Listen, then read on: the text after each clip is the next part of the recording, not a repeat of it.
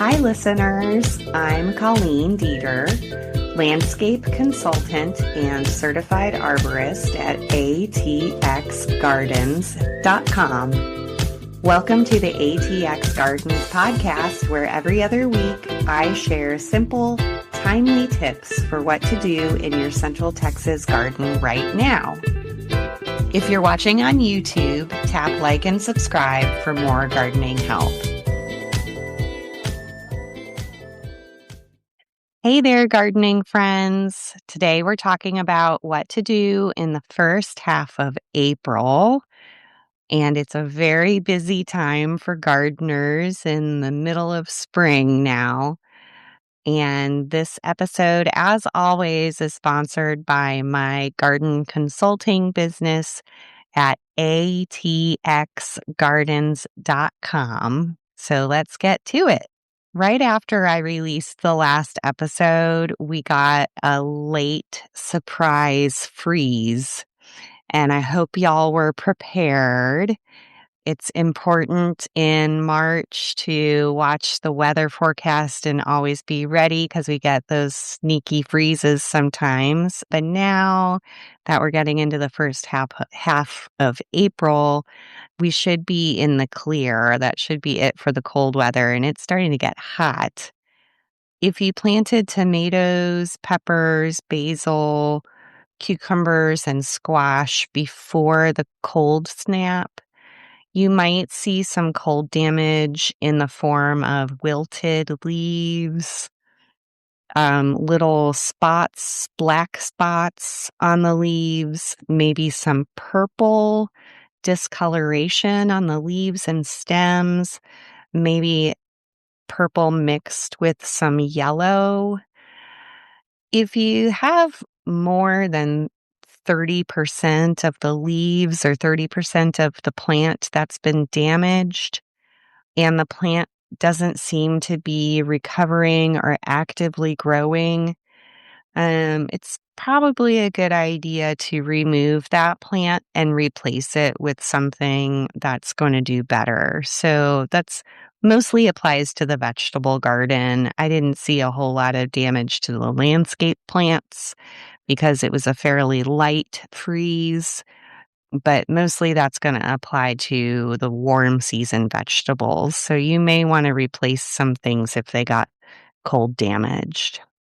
We'll be talking more about what vegetables you can plant at this time of the year later in the episode.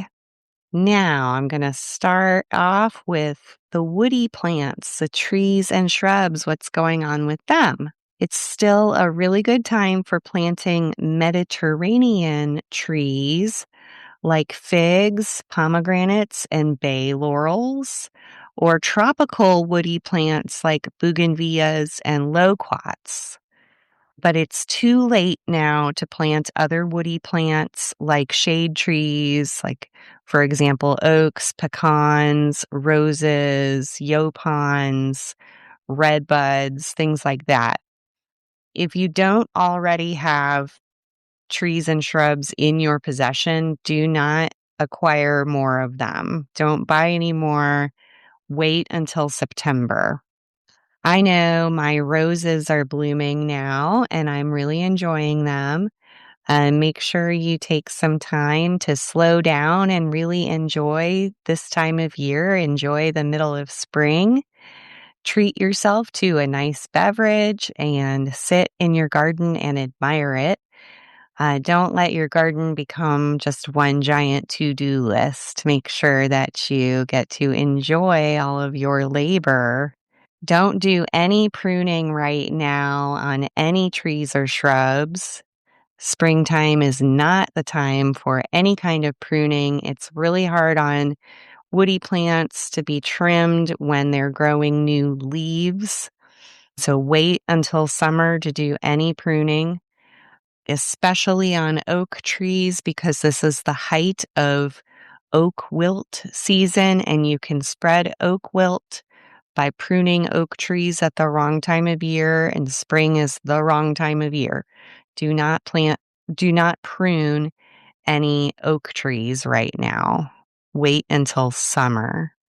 what's happening in the garden with our fruit tree friends right now.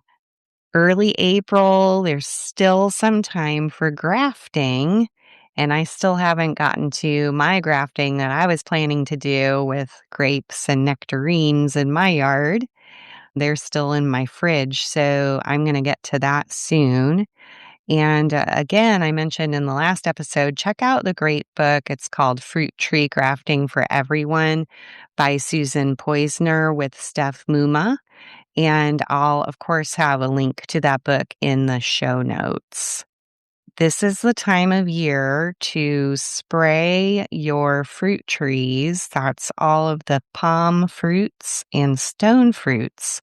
So things like peaches, pears, nectarines, apples, Asian persimmons. Make sure you go ahead and spray those with some kind of holistic garden spray that will help prevent fungal and bacterial diseases from developing on the tree itself and on the developing fruit. So that could be homemade compost tea. There's some good products available that I'll have in the show notes that are these sort of biofungicides that colonize the branches and leaves of the tree and can help block out fungal and bacterial diseases from coming in. So there's one called Actinovate. There's another one called Arbor. And you could also investigate homemade garlic sprays too. There's a lot of good homemade holistic sprays that you can use to support your fruit trees by helping to block out fungal and bacterial infections. So now is the time to do that. In addition, if you haven't covered the developing fruit with micro mesh or orchard socks yet, you can go ahead and do that to help prevent worms from getting into the fruit. And this is the time of year when the moths come and lay their eggs on the fruit, and then the eggs will hatch as the fruit is growing. And then the little worms, the little larvae from those eggs get into the fruit and eat the inside of the fruit. So there's a bunch of different moths and their larvae that will get into all the different kinds of fruit. So I recommend covering that with a barrier known as micro mesh or sometimes called orchard socks. And we'll have a link to that in the show notes. If you don't want to cover the fruits with a physical barrier like micro mesh, you can spray the fruit instead, and you have to spray 3 times. And you would spray right when the flowers have mostly dropped off of the tree. So about 75 to 80% of the blossoms have dropped, which I covered in the last episode. But, the fruit trees bloom at different times, and this year was kind of weird too. There were a lot of trees that bloomed late. You may still be at the point where your trees still have some blooms on them. And then about 14 days later, which is probably about now, the fruits will start to get into a period called shuck split, where when they're really small, they're sort of covered with a papery covering. And when that papery covering starts to break and splits open, that's called shuck split. And then you spray again at that time to prevent caterpillars and the little worms from eating the stone fruits and your apples and pears and stuff. And then you have to do it again about 10 to 14 days later, which may be getting into the end of April. And I'll remind you in the next episode too. And you would spray with something like the Takedown Garden Spray, which again, I'll have in the show notes. So you have 3 choices. You can either Cover the fruits with a physical barrier like micromesh or maggot barrier, or you can spray the whole tree with an organic insecticide like Take Down Garden Spray, and you have to spray 3 times. Or you can just forget about it and eat fruit that has little maggots in it, which is no big deal. You can often, if it's not too bad an infestation, you can often just cut that part of the fruit off that was invaded by little worms. It's totally up to you and your tolerance of ickiness.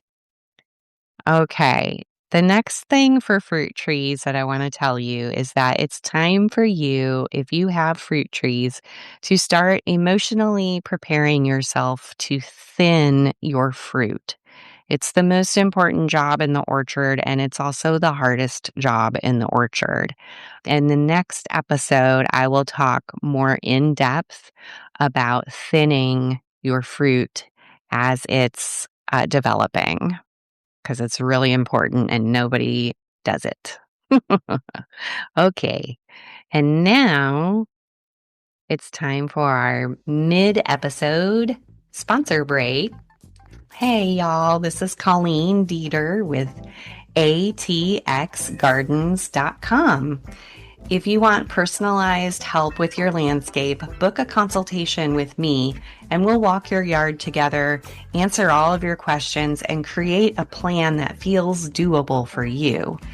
This week, I helped Kate, who's lived in her home in Northeast Austin for a few years. She has heavy clay soil, and the former homeowners installed landscape fabric and rocks in the planting bed by her house.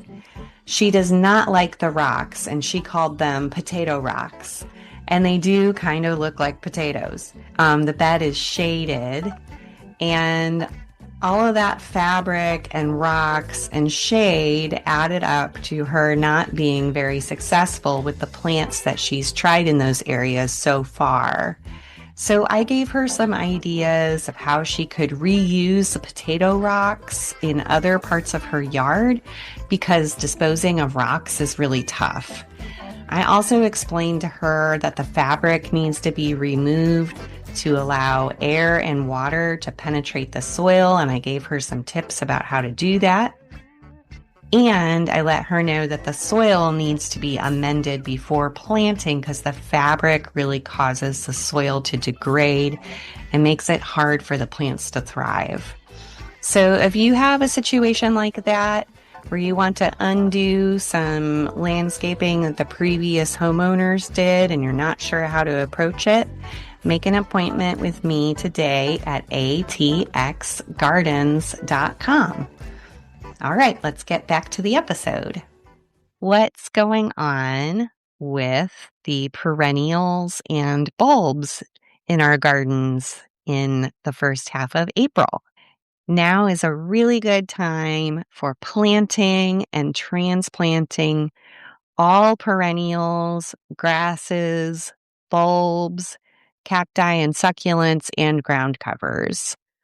It's also a really good time to divide all of them too, if they're too crowded, or if some are growing in places where you don't want them, like too close to a walkway or too close to a driveway. Dig them up and start moving them around. Now's the time.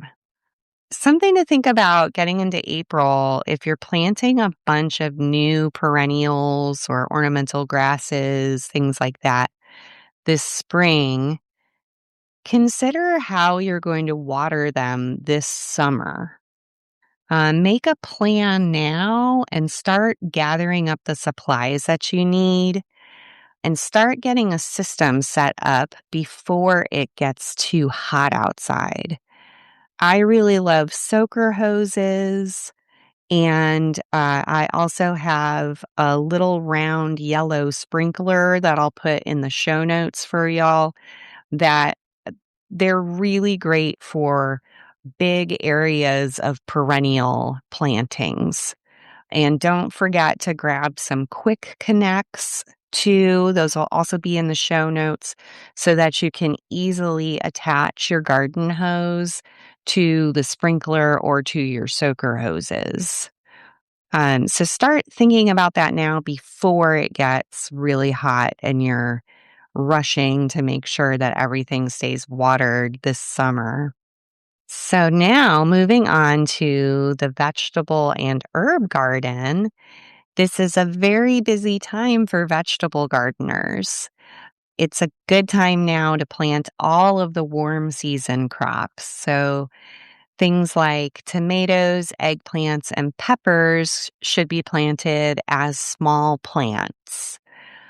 Everything else you can plant from seed, like bush beans, pole beans, black eyed peas, southern peas, edamame, corn, cucumbers, summer squash, melons of all kinds, especially watermelons, cantaloupes, winter squashes like pumpkins, gourds, cushaws, butternuts, etc. All of that can get planted directly into the ground with seeds. It's also a good time to keep planting those warm season greens like Malokia. That can be planted directly into the ground using seeds right now. It's at the very early point of being able to plant the really hot season plants like okra and sweet potatoes, but you can get them started now if you want to. You can plant okra directly in the ground using seeds. And then sweet potatoes are planted using slips. And a slip is just a little sliver of stem with a leaf attached. And you can buy bundles of sweet potato slips from some of the nurseries, or you can order them online. I recommend making sure that they've been treated for sweet potato weevils. If you get slips, make sure that you get ones that have been treated for sweet potato weevils. And that way you know that your crop won't fall victim to a weevil infestation. Asparagus can still be planted now from plants that are grown in containers. Now, when it comes to the herbs, now is a really good time to plant all of the warm season herbs from transplants. And that includes like the Mediterranean herbs like rosemary, oregano, thyme, lavender, lemon balm, catnip, and mint. They're all good choices for planting this time of year. And there's some that you can plant directly into the ground using seeds, like borage and basil. You can also plant warm season flowers planted directly into the ground from seed, like celosias, gomphrenias, amaranth, sunflowers, zinnias, and cosmos. Popolo, which is the warm season substitute for cilantro, can be planted from seed now as well. So check that out. If you like to keep annual bedding plants in pots, or maybe you have a designated part of your yard where you'll switch out annual bedding plants, now's the time to switch out cool season bedding plants like violas, pansies, snapdragons, and dianthus with warm season annual bedding plants like impatiens, coleus, begonias, purslane, and pentas. And all of those would be planted as small plants, as transplants. On the last episode, I talked a little bit about lawn care. And I'm going to revisit lawn care. If you are still growing turf grass and you care about your turf grass and you want to care for your little patch of turf grass, put your mower blade on the highest setting possible so that you're leaving the blades of grass very long when you mow it. Do not mow the grass too short. That will kill it. And that's a very common mistake that people make is they mow the grass too low. So mow as high as possible and start mowing once every 2 weeks or less. It's another common mistake that people make is they mow the grass too often. So try to leave it high and mow as rarely as possible, and it'll be better for the grass in Austin. It's different in other parts of Texas, but in Central Texas, that's the best way to do it. Make sure your mower blade is very sharp. If you haven't already this spring, fertilize the turf grass with an organic dry lawn fertilizer like Sustain 824 or Microlife 624, and then water in that fertilizer with Medina Plus soil activator or homemade compost tea. If you want more instructions about that fertilizing, I talked about that in the last episode, so go and re-listen to that episode, okay? But you only have to fertilize one time in either March or April in the spring. There'll be more fertilizing later in the year, and I will, of course, cover that when the time is right in this podcast. Now, I'm going to start doing something a little new in each episode here at the end, and that's an activism section of the podcast where I'm going to ask you to take action in your garden and in your community. This spring marks 4 years since Putin's army invaded Ukraine. The sunflower is the national flower of Ukraine, and sunflower seed oil is a major export of that country. Since the invasion, the sunflower has become a worldwide symbol of support, solidarity, and defiance for the Ukrainian people. Plant some sunflower seeds in your garden, and as I said earlier, April is the time for planting sunflowers in Austin. And take a moment to reflect on what else is lost during a war. In addition to the devastating loss of human life, what about the losses of food crops, trees, gardening and farming culture, and varieties of plants that go extinct because they're not grown anywhere else? So that wraps up today's episode. Check the show notes for links to everything I mentioned. If you enjoyed this, share it with a fellow Central Texas gardener. It really helps the show to grow. I'm Colleen with atxgardens.com. See you next time. Thanks for listening to the ATX Gardens podcast. For show notes, tools, and to book a consultation with me, visit atxgardens.com. Happy gardening! See you next time.